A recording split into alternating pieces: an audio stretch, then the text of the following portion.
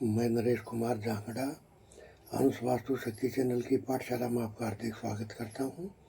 Comment लेते हैं। किसी का अग्नि कोण में जीना एंटी क्लॉकवाइज है, सही है या गलत? वेस्ट में दरवाज़ा स्टील का लग गया है, क्या करें? देखिए सर, मैं यहाँ एक चीज़ आपको सबसे पहले तो ये क्लियर करता हूँ, वास्तु विद्या है सिम्टम बेस्ड विद्या। अगर आपको एससी के परिणाम अगर गलत आ रहे हैं तो उसको देख कर चलोगे, क्योंकि कई जगह वास्तु में ऐसी हैं जहाँ क्लॉकवाइज भी चलता है और एंटी क्लॉकवाइज भी चलता है। दूसरी चीज, आपने पूछा स्टील का गेट है तो क्या करें? देखिए, वेस्ट यानी लोहा और स्टील यानी ईस्ट, ये एक दूसरे के विरोधी हैं। वेस्ट में कभी भी स्टील का आइटम या रेक्टेंगुलर शेप कभी नहीं लेके जानी चाहिए, क्योंकि मैंने बहुत सारे वीडियो में क्लियर किया है कि वेस्ट है हर चीज को बांध के रखने की पावर, है ना? तो आप हर चीज को संजो नहीं पाओगे, इकट्ठा नहीं कर पाओगे, बांध नहीं पाओगे। तो आपको ये देख कर चलना है वो एंटी है वहाँ के, तो उसको आप वहाँ से हटा दो या कलर कर दो उस पर कुछ, अगर कर सकते हो तो। किसी ने कहा मेरा परिवार सदा ही आपका आभारी रहेगा, आपकी रेमेडीज करने से असंभव सा लग रहा काम भी होया। मेरे पिता की मेंटल हेल्थ बहुत ज़्यादा ख़राब थी, 1.5 महीने में बहुत ज़्यादा लाभ मिला और सभी रिलेटिव सोच में पड़े हुए हैं कि ये कैसे संभव हो गया। इनका कमेंट बहुत लंबा है, इन्होंने अपने जो भी इनको बेनिफिट मिले हुए इन्होंने लिखे हैं कमेंट में। देखिए, ये जो वास्तु विद्या है, ये कर्मों को काटने की विद्या है। अब हमें मकान ही ऐसा क्यों मिला जो हमने ऐसा महसूस किया कि जीवन का जो, देखो सर, असल में क्या है, ये जो जीवन है ये एक सपने के समान है। कैसे? एक बार अर्जुन और कृष्ण द्रौपदी के पास गए कि भूख लग रही है, भोजन बना दो।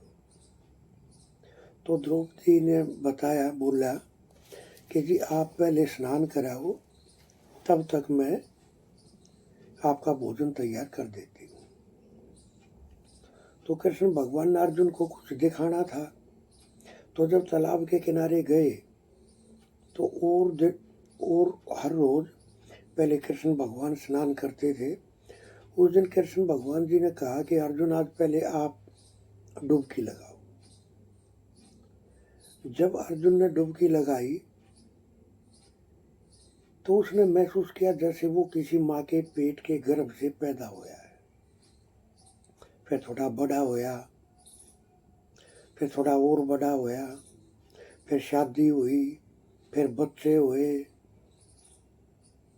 यानी दुनियादारी में घुसा रहा, फिर बूढ़ा हो गया और फिर मर गया।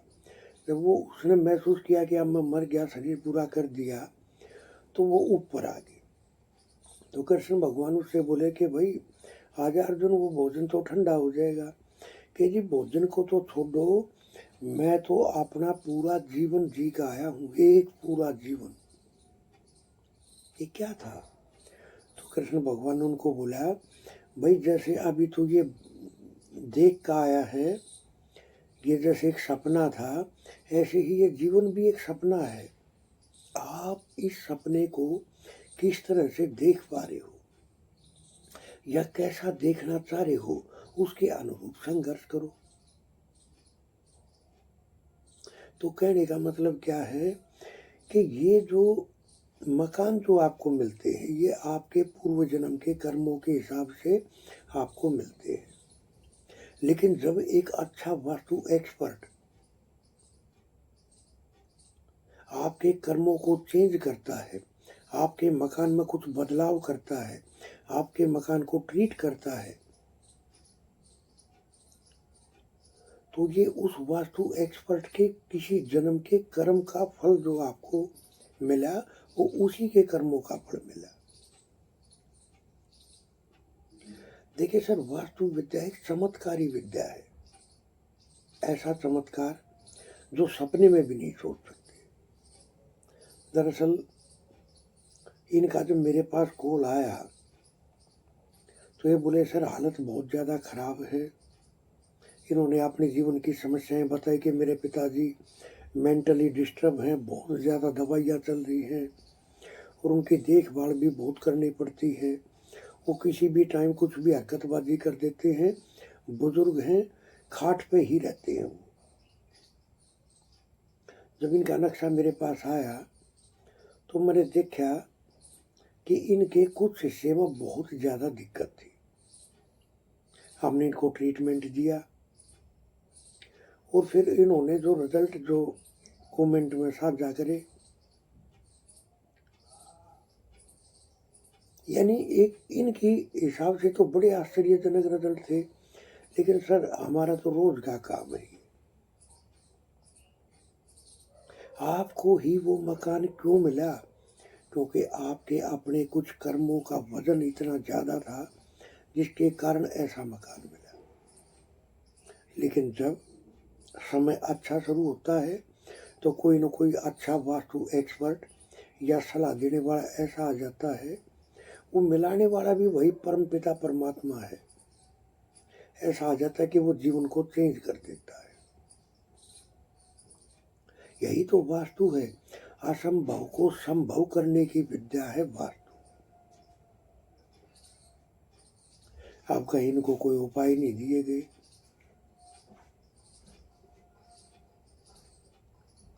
कि चौराहे पर जाओ वहां कुछ डाल खाना है, बिल्कुल नहीं।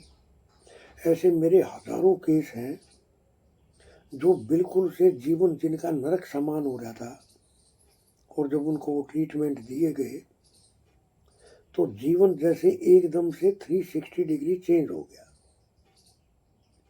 यही तो है वास्तु विद्या। और हम अपने कोर्सों में क्या सिखाते हैं? यही सिखाते हैं। जबकि हालांकि हमने इनको वैसे ट्रीटमेंट दिए थे जो वास्तु इसके जो दोस्त थे, बाकी अगर वास्तु को कंप्लीट करके चलना है तो भूमि को ऊर्जावान बनाना पड़ता है कई तरीके से, तो रिजल्ट और भी जबरदस्त देखने को मिलते हैं। इन्होंने लाख कोशिश कर ली थी, मकान बिक्री नहीं हो रहा था, लेकिन जब वास्तु के ट्रीटमेंट इनको दिए गए तो ग्राहक भी लग गए। क्योंकि दोष क्या होते हैं, बोल देते हैं ना मेरे घर में भूत है, प्रेत है, जिन है। ये दोष ही है जो उनका रूप धारण कर लेते हैं। ये दोष ही होते हैं जो अपना रूप धारण कर लेते हैं। जिस एनर्जी को आप छेड़ोगे या कर्मों के हिसाब से उसका इनबैलेंस आ गया तो वही अपने हिसाब से अपना रूप धारण कर लेती है। जैसे अपने भारत के साउथ में गहरे समुद्र है, तो अपने भारत के लोगों की सोच कैसी है? हमारे किसी ने कर दिया, करा दिया, जादू टोने की दुनिया में प्रवेश कर जाते हैं। इतना वहम हो जाता है, अगर कोई किसी को प्रसाद देता है तो बोलेंगे नहीं ये तो कुछ कर देगा। यानी क्यों है ये? अब बताओ इसके अंदर क्या ऐसा है? क्योंकि साउथ में दोष आ गया जिसके कारण ये दिक्कत है। ईर्ष्या, जलन, जादू टोने की दुनिया में प्रवेश कर जाते हैं। हर 2 महीने 4 महीने बाद में तांत्रिक बदलते रहते हैं, भाई यहाँ ठीक नहीं हुए, यहाँ ठीक हो जाएंगे, क्योंकि मानसिक सोच ऐसी हो जाती है। इतना असर तो सब पे है, लेकिन किन पे ये असर और बढ़ जाता है जिस गांव या शहर के साउथ में जल हो, उन पर कुछ विशेष प्रभाव हो जाता है। और भी ज्यादा असर किस पे होता है? जिस गांव या शहर के साउथ में जल हो और उसके घर के साउथ में भी अगर जल की एंट्री हो जाए, फिर तो अति हो जाती है। फिर तो ये इतने बेमी हो जाते हैं, मैंने तो यहाँ तक देखा गया है कि अपने बच्चों को ही ये मिसगाइड करना शुरू कर देते हैं, क्योंकि तांत्रिक लोग इनको बेला फुसला देते हैं कि आपके बच्चे में आपके पितर आते हैं और ये तो जो बोले वो कर दिया करो। अरे भाई, अंधविश्वास तो देखो, अंधविश्वास की भी एक लिमिट होती है। और जिनके गांव के भी साउथ में जल हो और उनके घर के भी साउथ में जल हो, तो ये लिमिट को क्रॉस कर जाते हैं। और ये जो बोलते हैं ना हमारे अंदर कुछ आ गया, सर ये एक नशा होता है। जब ढोल नगाड़े बजते हैं, संगीत चलता है, तो ये मस्ती में झूमने लग जाते हैं और फिर इनका इनके घर की एनर्जी से कनेक्शन हो जाता है।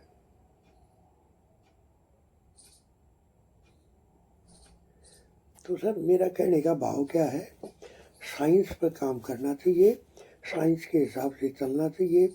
आप बोल देते हैं पितृदोष, पितृदोष कोई एक दिन में घटित नहीं होता। ये तो कई पीढ़ी दर पीढ़ी चलने वाली समस्याएं हैं, पीढ़ी दर पीढ़ी चलने वाली समस्याएं।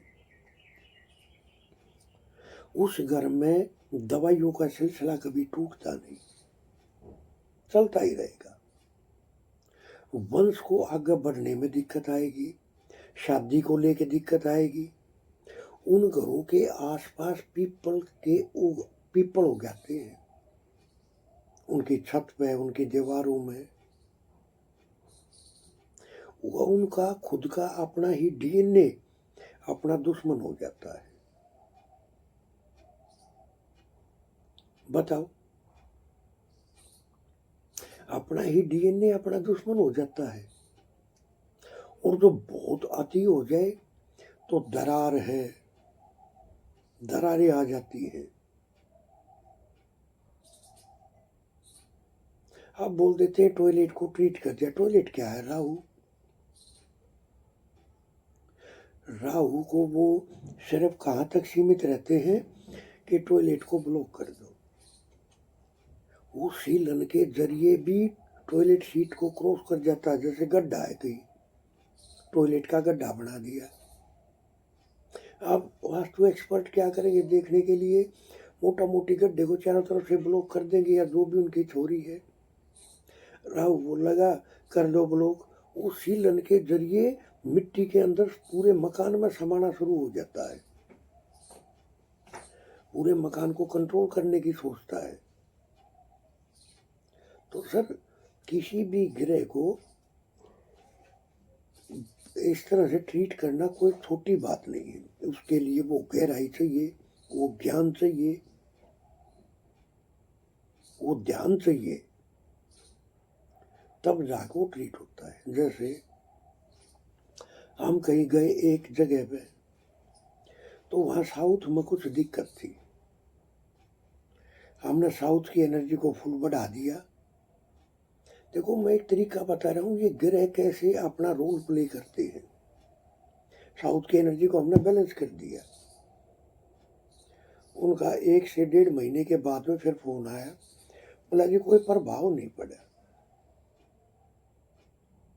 अभी ऐसा तो नहीं होना चाहिए। फिर मैं सोच गया, समझ गया था ना जरूर कोई ना कोई हरकतबाजी करी है।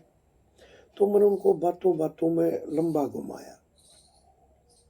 तो उन्होंने बताया कि जी एक अंक शास्त्री के साथ मेरा उठना बैठना है, और उन्होंने मेरे नाम को चेंज कर दिया, जिसके कारण मैं तो समझ गया उसी के कारण दिक्कत है। तो उसके साइन हस्ताक्षर मंगाए, कैसे करने लगे हो आप। तो जिस मंगल को हम कंट्रोल कर आए थे, वही मंगल साइन के रूप में उनके साथ में लग गया। तो तो सर मेरा कहने का भाव क्या है, किसी भी ग्रह को कंट्रोल करने के लिए बहुत ज़्यादा मशक्क़त करनी पड़ती है। ये ऑब्जेक्ट के ज़रिए, अंकों के ज़रिए, कलर्स के ज़रिए, रिश्ते के ज़रिए। कोई भी रिश्ते हैं, रिश्तों में भी मंगल है। छोटा भाई प्योर मंगल है। किसी न किसी तरीके से ये इनबैलेंस करने की कोशिश बहुत करते हैं।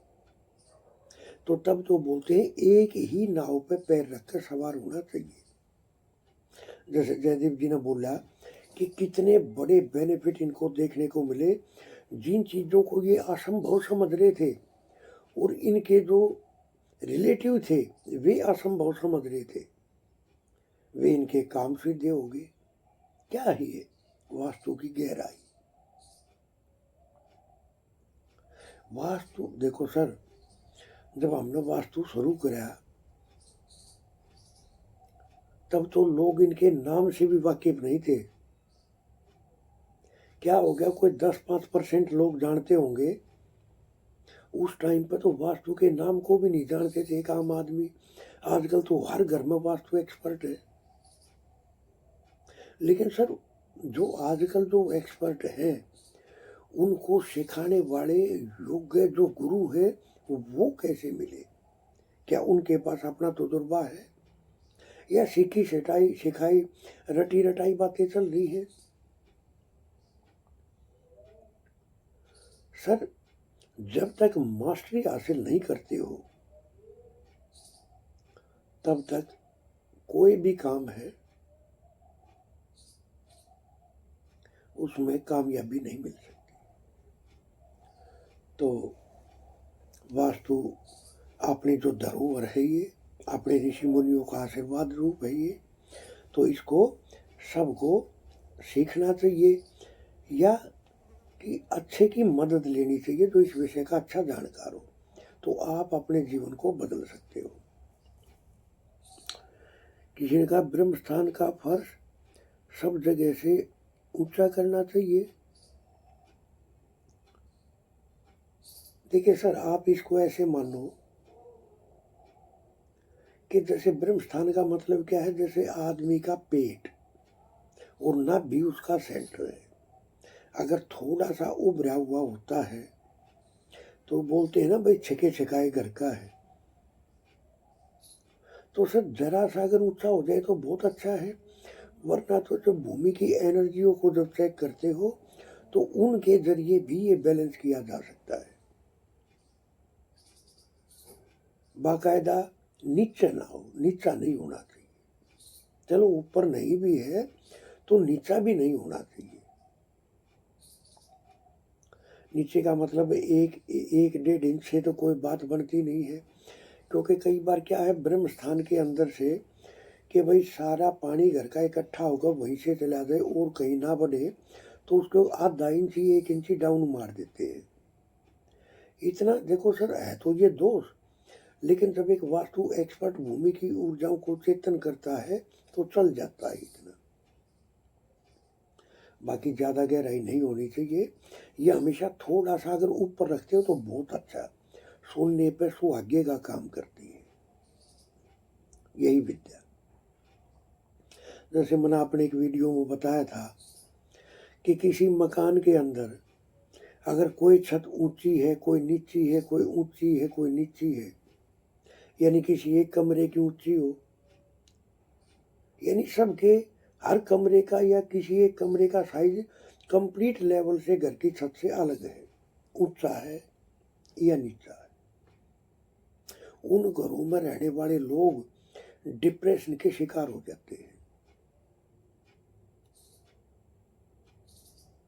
और घर का नर मेंबर घर को छोड़ देगा। सर अब इसमें बताओ कौन सा वास्तु चेक कर लिया? अब जो आम वास्तु एक्सपर्ट है वो घूमता फिरेगा कौन से जोन में दिक्कत है। अरे भाई जो असली चीज है वहां तक तो आप गए नहीं। सर वास्तु के अंदर बहुत सारे मेथड तो ऐसे हैं जो अगर सिर्फ आपने मकान देख भर लिया तो उसी से क्लियर हो जाते हैं, किसी जोन में घुसने की जरूरत ही नहीं होती। यही तो वास्तु के तजुर्बे हैं। जो वैदिक विद्या है वो इस विद्या की गहराई है। और जो आज की जो एक आज का जो बदलाव है, एडवांस वास्तु जिसको बोलते हैं, जब तक दोनों का मिश्रण नहीं करोगे तब तक वास्तु में सफलता मिल ही नहीं सकती। यही तो है। तो इस तरह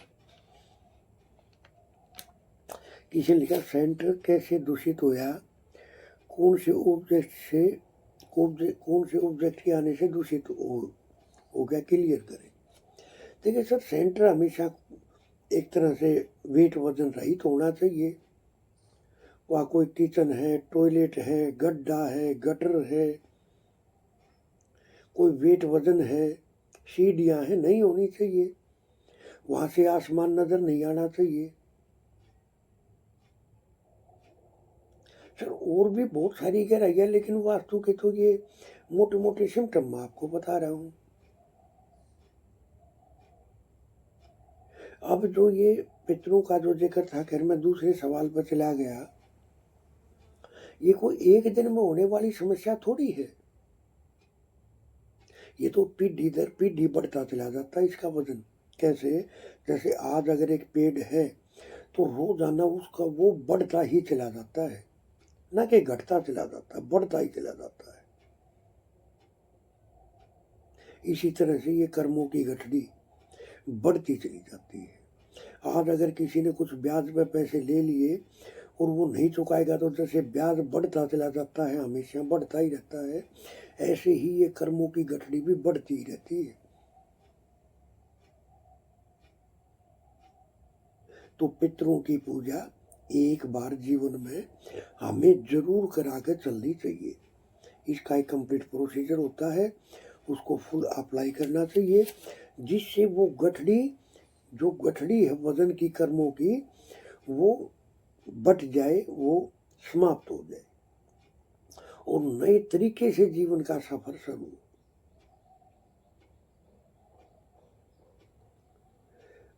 अब पितरों के का पितर क्या है?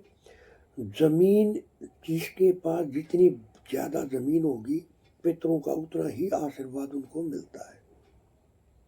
अब अगर कोई, देखो यहीं से एक चीज और याद आई, अब अगर कोई प्रॉपर्टी डीलिंग का काम करता है तो घड़ी से कैसे मदद ले कि वो अपने क्षेत्र में कामयाब हो। तो सर स्केयर सेफ होनी चाहिए,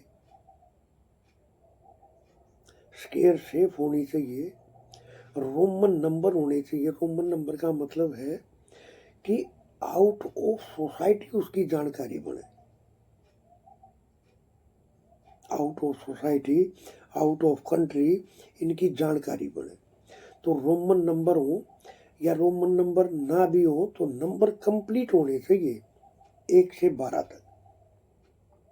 और 9 नंबर का विशेष ख्याल करके चलना है। घड़ी में छोटा ना हो, कोई कट ना हो, उसकी जगह पे कोई नेगेटिव कोई पिक्चर ना हो।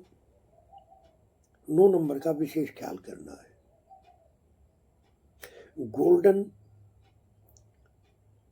डायल होना चाहिए, स्केयर सेफ होनी चाहिए।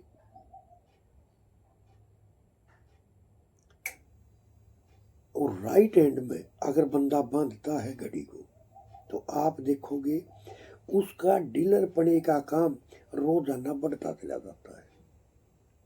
घड़ी क्या है? राहु। और जितनी महंगी घड़ी होगी, ये नहीं 100 रुपए की घड़ी ले ली, उससे राहु क्या बैलेंस होगा, क्या लग्जरी आएगी। जब भी शुक्र और राहु मिलते हैं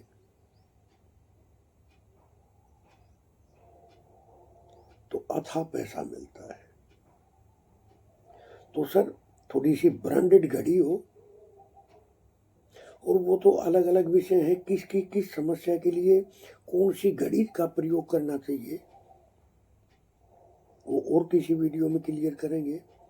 बाकी घड़ी ब्रांडेड हो, क्योंकि शुक्र और राहु जब भी मिलते हैं तो बड़े जबरदस्त लाभ देखने को मिलते हैं।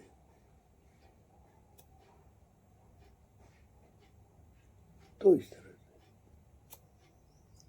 हंस वास्तु शक्ति, ये चैनल आप सबका है। लाइक करें, सब्सक्राइब करें, शेयर करें, कमेंट करें। वास्तु के एडमिशन ओपन है, सीखने के इच्छुक हमारे से संपर्क कर सकते हैं। 79 रेमेडीज हैं, 8 क्लासेज हैं, इच्छुक हमारे से संपर्क कर सकते हैं।